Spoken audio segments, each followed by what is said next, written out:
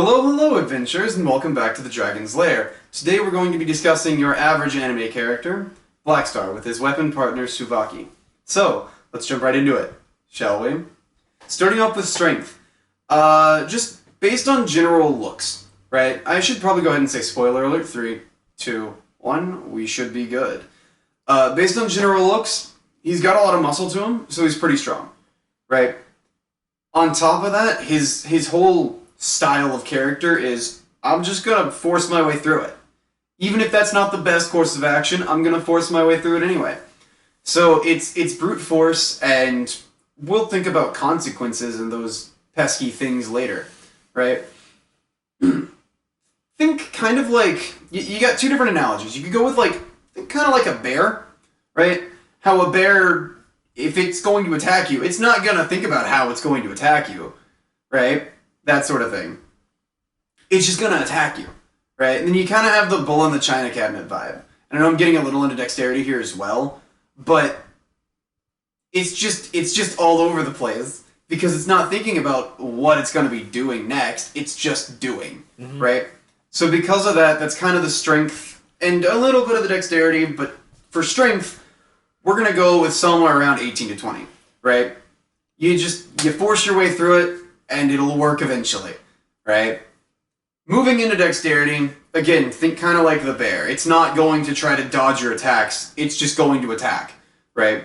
Bull in a china cabinet, that's an analogy used for people that are not very graceful in their feet and not very dexterous. So, having that sort of thing in mind, his dexterity is going to be pretty low. Pair that with the fact that he shouts his name before he attacks people, so you're not getting sneak attacks and surprise rounds. He's not super stealthy either, right? So because of that, his dexterity is probably going to be pretty low. I would honestly argue 6 to 8. Probably not 8. Probably closer to 4 to 6, if I had to say. So yeah, just keep that in mind. Constitution-wise, did I miss anything? Am I good there for those two scores? Yes. Cool. I didn't think I missed anything, but it's always worthwhile to check, because I could have. Moving into Constitution, we see him take a lot of hits. Like, a lot. He's in a fight very often. Right? I'm pretty sure I'm pretty sure there are 3 people he didn't fight throughout the entirety of the series. And that would be Lord Death himself, as well as maybe there were 5, because I'm thinking Marie, Spirit, I forget her name, but the other weapon, the crossbow? The crossbow? Yeah. I forget her name too. And then Justin. I don't think he ever fought Justin. Probably not. I don't think so. He might have, though. Maybe it just happened off camera. But yeah, so there were very few people he didn't have some sort of conflict with. So, yeah, he's in a fight constantly. I'm pretty sure if given the chance, he would have fought every one of the people that we just mentioned, though. Easily. Absolutely. Are you kidding me? He wanted to surpass God, so fighting Lord Death would have been nothing to him. So, I'm not going to max out his constitution, but given how much he tanks hits, and just the sheer amount of health he would have to not die on a regular basis, I'm going to say it'd be pretty high. Somewhere around 16 to 18. Honestly, 20 is more than feasible by the end of the series. Now we get into the fun scores. Talking about intelligence here. No. He doesn't have that. So, going off of my normal test episode, spoiler alert, 3, 2, 1, should be good, hopefully. He gets a 0 on the test. And he gets a 0 on the test because he decided to try to cheat. And he decided to try to cheat because he couldn't get any of the answers right. And then he wound up getting caught. So first off, if you don't know any of the answers to the questions, how are you going to know what they look like on the answer sheet? That's the first question for you. Because the questions, when you watched the show, it was a fill-in-the-blank test. So I don't really know what you were expecting there. And second, you really think that you're going to be able to outsmart the person that wrote the test especially by sneaking into his house at night. You really think that's gonna work? I don't think so. And it didn't. So because of that, I'm gonna say his intelligence is pretty low. You could argue 8. I wouldn't give it to him there either. I would say probably somewhere around 4 to 6. Because it's just so many poor decisions. Am I good there? Yeah. Cool. Moving into wisdom. I mean, if he doesn't have a whole lot of intelligence to put into practice, there's not really going to be any way he can put his intelligence into practice. So that puts a damper on it. You know? But I'll give him this. There were a few times where he made a few weapon calls to Tsubaki to change into, and there were just a few times he made some good decisions in that. He doesn't strategize a lot, but when he does, it still doesn't work out for him all the time. You know? But he tried, and I'll give him credit for trying there. I'm not going to be as harsh here. I would say for the score, probably somewhere around 8. Because he's at least trying. At the most, later, I would accept 12 as the highest score. But in the beginning, no. You're gonna start somewhere right around 8, and then maybe by the end of it you could get up to 12. Into charisma. So he's not mean, right? Unless you're trying to kill him, but that's fair. He's rather nice. There are a few things, like in a few times where he comes across as mean and rude, that sort of thing. But overall, he's not. Pair that with the sheer amount of confidence that he has, like, it's crazy. So, while he comes across as arrogant a lot of the times, that's honestly just the lack of wisdom and the lack of being able to put what he has to say into words that would make him seem great, right? So, it's not a charisma thing, it's more of a wisdom thing at that point.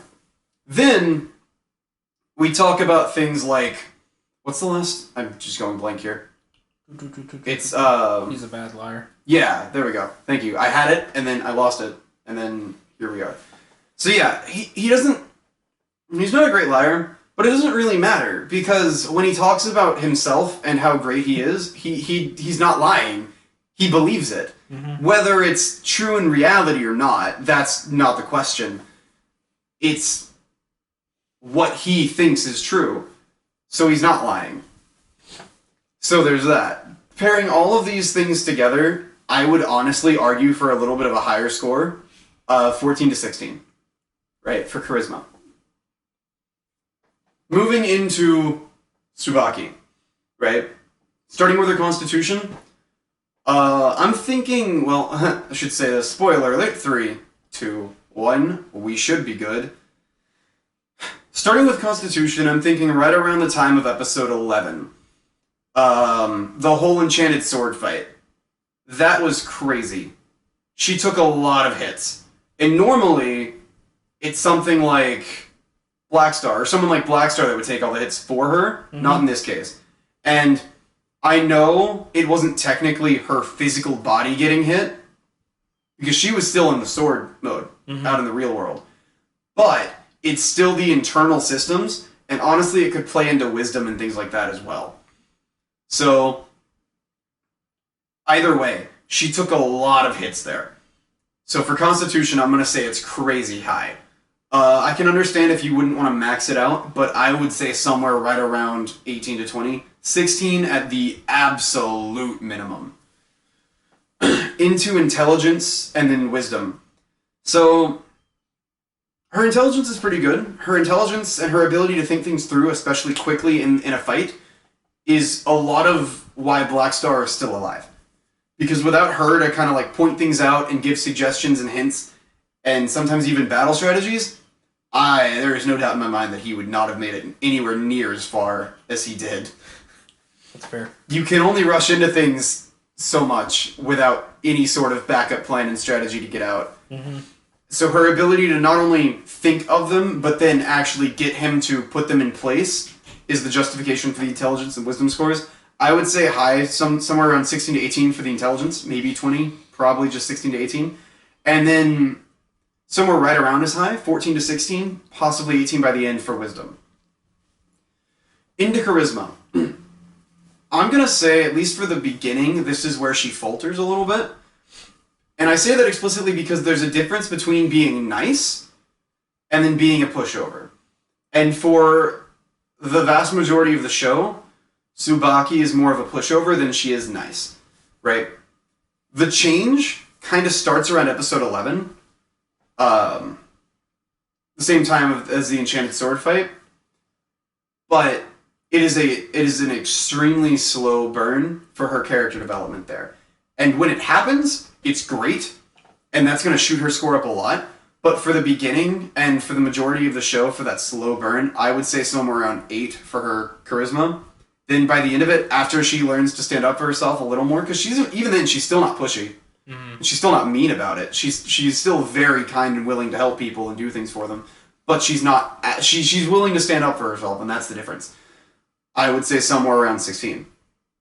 Because aside from that, she has all of the makings of someone who's very charismatic. She doesn't speak a whole lot, but she never really has a problem getting people to see her point of view, and then to get them, like, convincing them to do what she wants them to do. And, as I said, she is extremely kind. Mm-hmm. So, from everything else, she's really charismatic. It's just the difference between being a pushover and being nice that gets her for that. So, to reiterate, 8 to begin with, and then by the end of the series, somewhere around 16. Am I good there? Did I miss anything at all? No. Okay, here's where things get a little complicated. So, we're going to start off for the build, right? You're going to start with human. I would go specifically variant, so you get the athlete or the tough feat. I would probably go with tough, although athlete does have its uses in some cases, so keep that in mind. If you want to go a little more conceptual for the race, go Goliath or half-orc, some sort of fighting-based class, right? Aside from that, for the class... Sorry, did I say class? I meant race. Some sort of fighting-based race. Yes. I get those two confused all the time. It happens. I'm pretty sure everyone mixes them up, especially when you're speaking as fast as I am. Mm-hmm. So yeah, for the class, you're going to want to go fighter. The fighting style doesn't really matter. I would probably go with great weapon fighting. That's the name of it, right? It's not two-handed? Would be two-handed. Is it two-handed? No. If I had to choose, great weapon. Yeah. Great weapon fighting. Yeah, so that does deal with the two-handed weapons. And I went with that instead of dueling because his primary weapon of choice is the double-handed scythe, mm-hmm. right?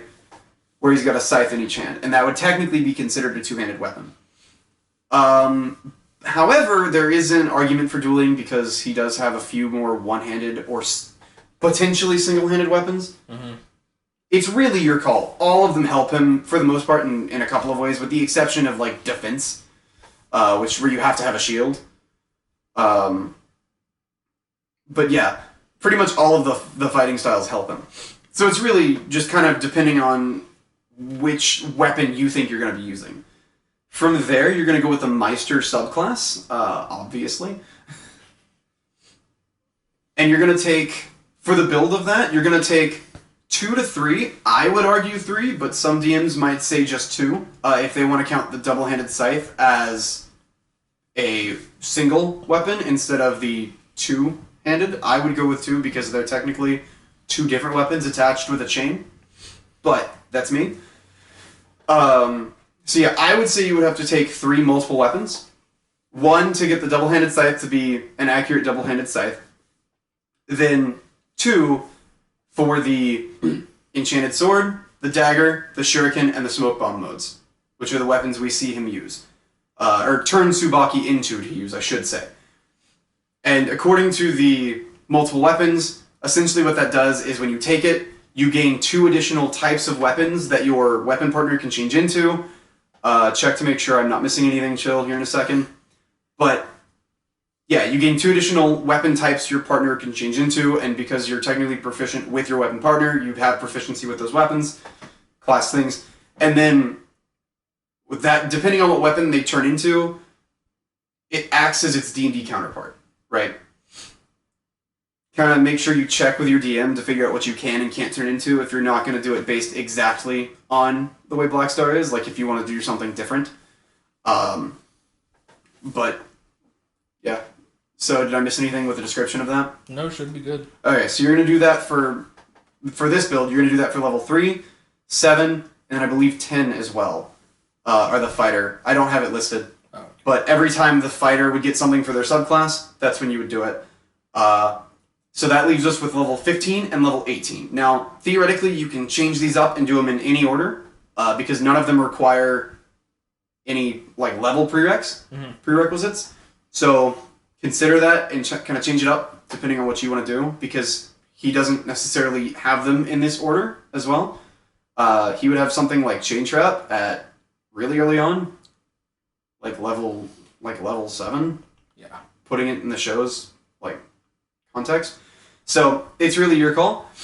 But at level 15, I have it written down where you're going to go with Chain Trap. And essentially what that allows you to do is to expend your action and your movement to create a like 5x5 area, and it expends your movement because you have to move around that area, laying down your chain, right? And then when an enemy steps into that, I believe you make an athletics check to grapple, and then they make an athletics or acrobatics to get out of the grapple. Is that what it is, or is it something They else? must succeed on a dexterity saving. I have that backwards with Shadow Trap then, or Shadow whatever then. So they must succeed on a dexterity saving throw equal to 8 plus your strength modifier plus your proficiency bonus. Dex saving, yeah.